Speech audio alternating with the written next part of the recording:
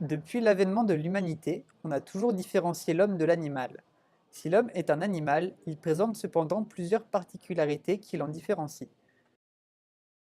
Et cela se montre notamment dans l'alimentation. L'animal est en effet régi par ses instincts.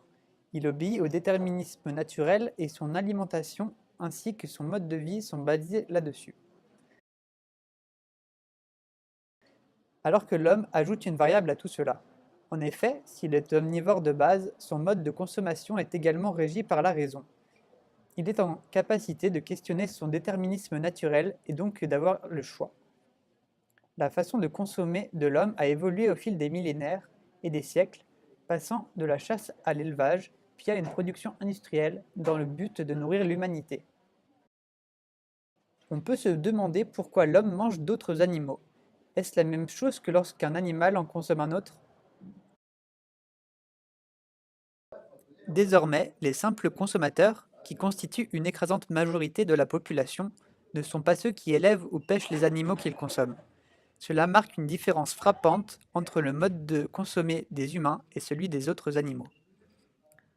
On constate que l'animal chasse et tue lui-même, avant de préparer puis consommer sa prise.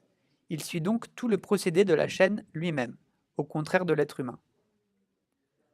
Être au bout de cette chaîne entraîne des conséquences non négligeables. En effet, le système actuel implique une séparation des tâches du procédé d'alimentation. Un peu comme dans les usines où chaque employé possède son domaine d'expertise sans s'occuper des autres maillons de la chaîne. De ce fait, chacun a sa tâche à accomplir et ne voit pas l'entièreté de la chaîne de production. On ne voit que la partie émergée de l'iceberg. La relation entre l'homme et l'animal est modifiée, plus distante. On a moins de contact avec ce que l'on consomme. L'animal est de ce fait considéré comme un produit industriel et donc relégué au rang d'objet.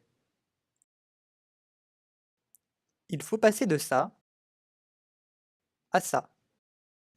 Comment y arriver? Montrer la réalité, expliquer, faire découvrir aux gens. Mais pas à travers des vidéos sanglantes. Car c'est un appel aux sensibles et les réactions pourraient être radicales, violentes, voire tout simplement d'ignorer le contenu. De plus, des images choquantes sans expliquer la réalité sociale et les besoins nutritionnels de l'humanité n'est pas objectif. Il faut donc apporter une réponse raisonnable et critique.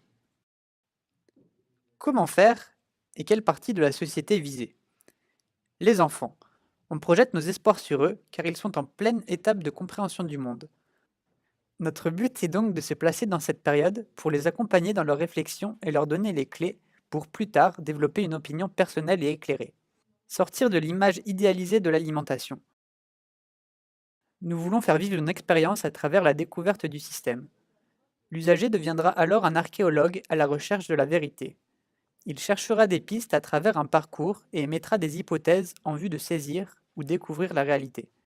Il vivra une expérience lui permettant d'élargir sa vision du système alimentaire et ainsi de se faire une opinion personnelle.